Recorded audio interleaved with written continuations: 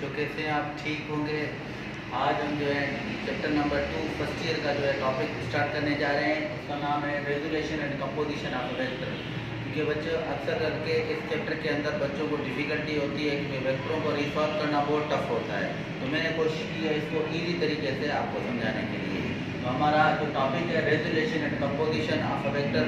Resolution किसे कहते हैं? जब वेक्टर टूट जाते हैं, जब वेक्टर एक या एक से ज़्यादा हिस्सों में टूट जाए तो टूटने वाले अमल को हम क्या बोलते हैं? रेजुलेशन। तो मैंने लिखा है splitting of a vector into 2 और मोर कंपोनेंट्स को हम रेजुलेशन कहते हैं। ठीक है, अभी ज़्यादातर बच्चों को पता नहीं होता कि कंपोनेंट होता क्या है। Effective value of vector, vector के इफेक्टिव वैल्यू को हम क्या बोलते हैं? कंपोनेंट बोलते हैं। ठीक है, तो कंपोनेंट हमारे पास दो होते हैं, एक एक्स होता है, दूसरा वाई होता है। ठीक है, एक्स में अगर उसको हम तोड़ते हैं तो वो ए एक्स बनाता है, अगर वाई में तोड़ा जाए तो वो ए वाई बनाएगा। ठीक है, तो ए एक्स और ए वाई क्या है? ये दोनों रेक्टेंगुलर कंपोनेंट्स हैं।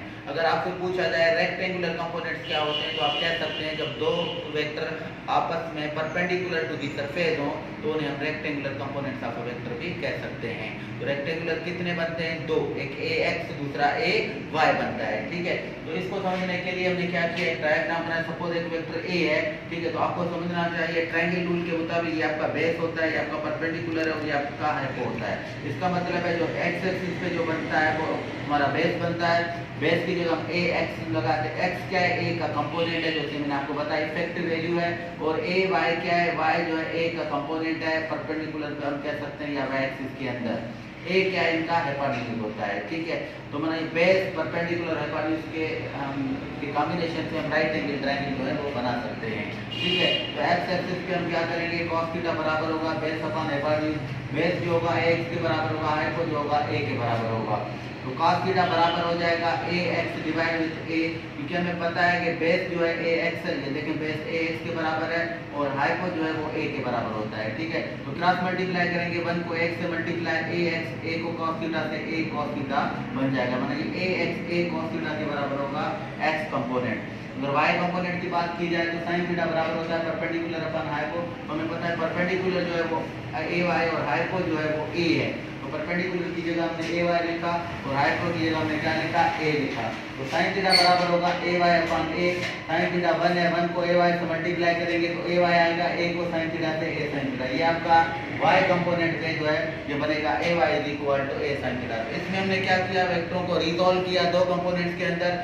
x एक्सिस पे किया तो ए एक्स ए cos थीटा बना, एक्सिस पे किया तो ए वाई ए sin थीटा जो है वो इजीली बन गया।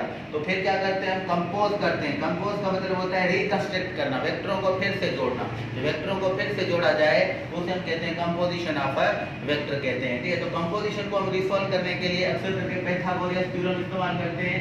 आपको पता होना चाहिए बच्चों, पाइथागोरस एक मैथमेटिशियन था, उसके मुताबिक hypo square is equal to base square plus perpendicular square होता है। तो हाइपो जो होता है वो ए है, क्योंकि मैंने ये राइट एंगल ट्रायंगल के दौरान आपको बताया कि ये आपका हाइपो होता है, ये परपेंडिकुलर होता है, ये आपका बेस होता है। तो हाइपो की जगह मैं ए स्क्वायर लिखूंगा, बेस की जगह ए एक्स स्क्वायर लिखूंगा और परपेंडिकुलर की जगह ए वाई स्क्वायर मैंने लिखा।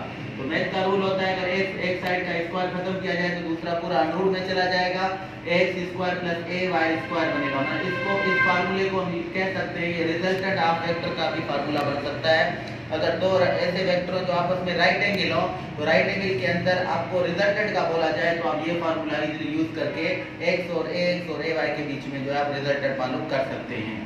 इसके बाद टेन थीटा भी हम यूज कर सकते हैं। टेन थीटा के किसके बराबर होता है? सिंपल अगर मैथमेटिक्स के अंदर देखा जाए तो base upon perpendicular upon base के बराबर होता है। तो परपेंडिकुलर ए वाई और बेस जो है आपका ए एक्स है, तो थीटा इस तरफ आएगा, यकीनन इनवर्स ए वाई अपॉन ए एक्स आ जाएगा। तो ये हमने क्या किया, आज का जो हमारा टॉपिक था resolution and composition of a vector. पहले इसमें हिस्से में हमने वेक्टरों को जोड़ा रेक्टेंगुलर कंपोनेंट्स के अंदर, एक ए एक्स और ए वाई के अंदर। इसके बाद हमने क्या किया? उनको कंपोज किया, रिकंस्ट्रक्ट किया बाय यूजिंग पाइथागोरस थ्योरम। ठीक है बच्चों, जो उम्मीद है आपको समझ में आई होगी। आप जो है इसके लिए कमेंट्स भी कर सकते हैं और लाइक और सब्सक्राइब करें। ओके, इंशाल्लाह नेक्स्ट लेक्चर फिर मैं आपको जो है अपलोड करूंगा कुछ दिनों के अंदर।